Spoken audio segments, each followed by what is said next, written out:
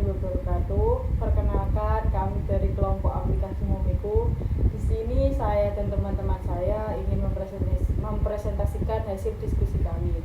Perkenalkan, nama saya Heftara Amelia dengan NIM 21110002876. Yang pertama, di sini saya akan menjelaskan mengenai deskripsi masalah pada aplikasi Momiku. Yang pertama, ada keterbatasan pengetahuan dan pengalaman dalam merawat anak. Misalnya, banyak orang tua yang merasa kesulitan dalam mengurus anak karena keterbatasan pengetahuan dan pengalaman dalam merawat anak. Yang kedua, ada sulitnya mencari referensi terpercaya dan mudah diakses mengenai topik parenting. Misalnya seperti sulitnya mencari referensi terpercaya dan mudah diakses mengenai topik parenting yang beragam dan kompleks. Dan yang ketiga, kurangnya dukungan sosial dari lingkungan sekitar. Misalnya kurangan dukungan sosial dan lingkungan sekitar dalam memberikan informasi dan saran mengenai perawatan anak. Selanjutnya saya akan menjelaskan dampak dari masalah tersebut. Antara lain, yang pertama ada perkembangan anak terlambat. Misalnya seperti keterbatasan pengetahuan dan pengalaman orang tua dalam merawat anak dapat menyebabkan kurangnya optimalnya perkembangan fisik, mental, dan emosional anak. Dan yang kedua ada kesalahan dalam pola asuh. Misalnya seperti sulitnya mendapatkan referensi terpercaya membuat orang tua mungkin menerapkan pola asuh yang tidak sesuai, berpotensi memicu masalah perilaku atau kesehatan pada anak. Dan yang ketiga ada stres pada orang tua. Misalnya seperti kurangnya dukungan sosial dan informasi yang memadai dapat meningkatkan beban emosional dan stres pada orang tua, mengganggu hubungan keluarga dan kualitas pengasuhan. Di sini saya akan menjelaskan mengenai solusi yang ditawarkan. Yang pertama yaitu deskripsi produk. Momiku adalah layanan parenting untuk pantau kehamilan hingga tumbuh kembang anak yang berisi edukasi, nutrisi, simulasi, sampai evaluasi dari ahlinya tentang anak. Kemudian yaitu mengatasi masalah. Yang pertama, Momiku menyediakan ribuan artikel terpercaya. Kedua, fitur tanya jawab dengan ahli. Dan ketiga yaitu Momiku menciptakan komunitas online dengan webinar gratis dan fitur tanya jawab. Kemudian nilai tambah. Yang pertama yaitu akses langsung ke ahli parenting. Yang kedua, evaluasi pertumbuhan anak secara interaktif dengan kurva. Ketiga yaitu kemudahan berbelanja kebutuhan anak. Dan yang terakhir yaitu jadwal imunisasi dan pengingat kesehatan. Selanjutnya yaitu analisis pasar. Yang pertama, ukuran pasar potensial. Ukuran pasar potensial aplikasi parenting ini bisa dilihat dari jumlah ibu hamil yang menjadi target utama pengguna. Kemudian yaitu segmen target audience. Dari ukuran pasar potensial Momiku cenderung akan menargetkan ke segmen ibu hamil yang berumur 20-35 tahun yang tinggal di wilayah Indonesia yang melek paham akan teknologi. Kemudian yaitu tren pasar yang relevan. Untuk yang pertama yaitu digitalisasi parenting. Digitalisasi parenting yaitu banyak orang tua yang kini mengandalkan aplikasi untuk memantau perkembangan anak, mencari informasi dan interaksi dengan ahli. Kemudian yaitu telemedicine, tren konsultasi dengan dokter dan psikolog melalui aplikasi yang terus meningkat, terutama setelah pandemi. Kemudian yaitu pertumbuhan e-commerce, kebutuhan akan produk bayi dan perlengkapan rumah tangga yang bisa dibeli langsung melalui aplikasi. Selanjutnya ada model bisnis. Yang pertama adalah pendapatan. Bagaimana sih Momiku mendapatkan pendapatan dari aplikasi? Yang pertama yaitu dengan langganan premium. Pada awalnya Momiku akan menawarkan uji coba secara gratis selama 1-2 minggu.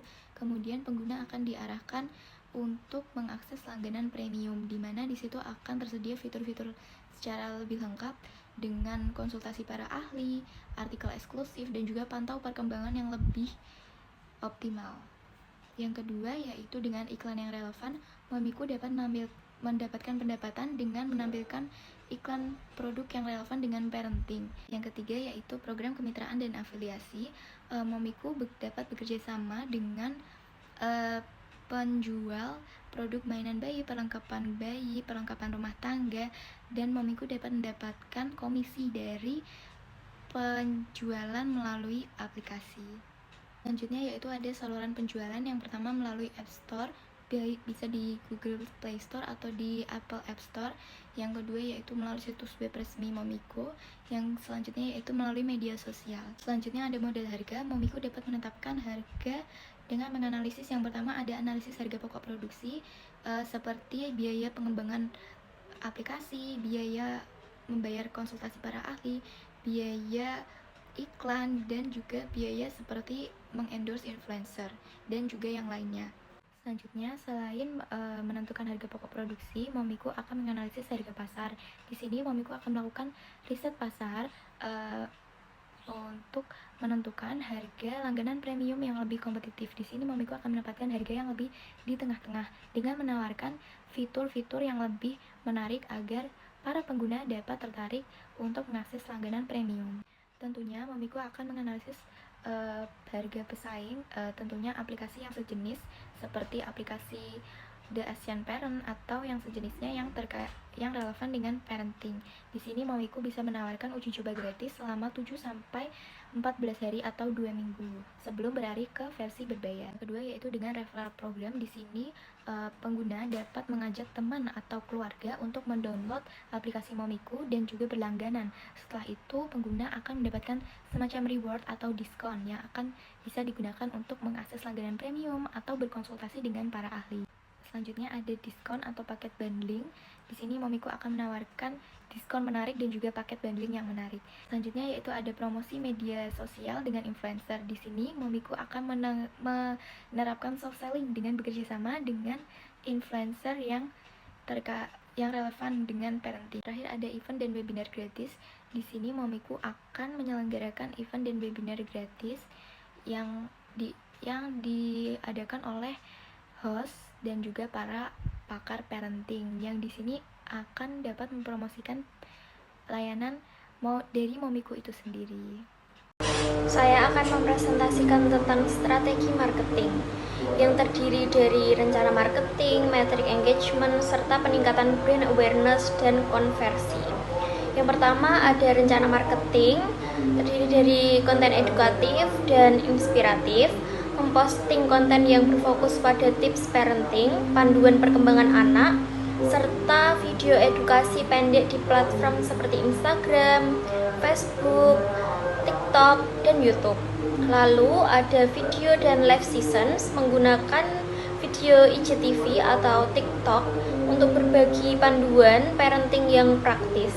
Lalu ada menyediakan season live secara berkala di mana ibu-ibu itu bisa bertanya langsung tentang pengasuhan anak, kesehatan, atau psikologi anak. Lalu ada kolaborasi dengan influencer parenting. Kolaborasi dengan influencer parenting atau selebgram di dunia parenting yang memiliki pengikut ibu muda atau calon ibu. Meminta mereka untuk mengulas pengalaman menggunakan layanan Momiku melalui Instagram Stories atau YouTube Vlog dan lain-lain. Selanjutnya ada kontes media sosial dan giveaway. Adakan konten kreatif seperti Momiku Tips Challenge di mana audiens dapat berbagi tips parenting mereka sendiri dengan hadiah produk parenting atau voucher layanan Momiku.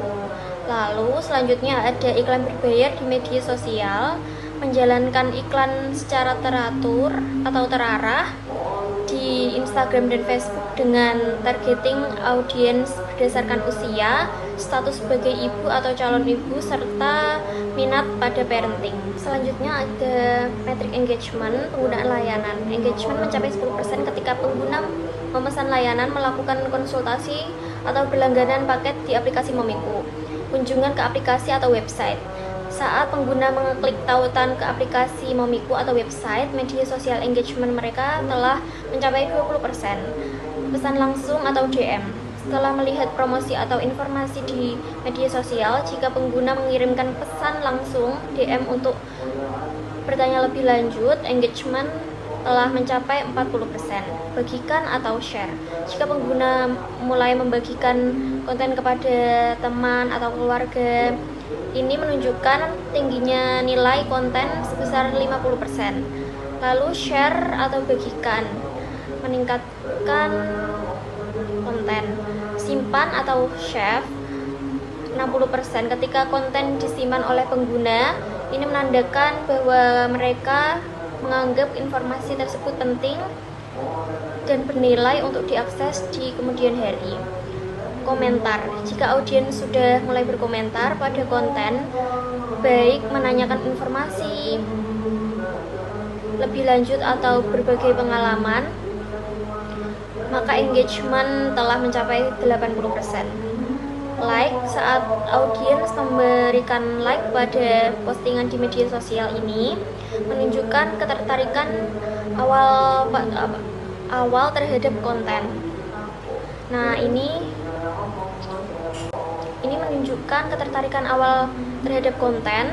Like menjadi langkah pertama dalam engagement, setara dengan 100% dari total perjalanan engagement. Peningkatan brand awareness dan konversi.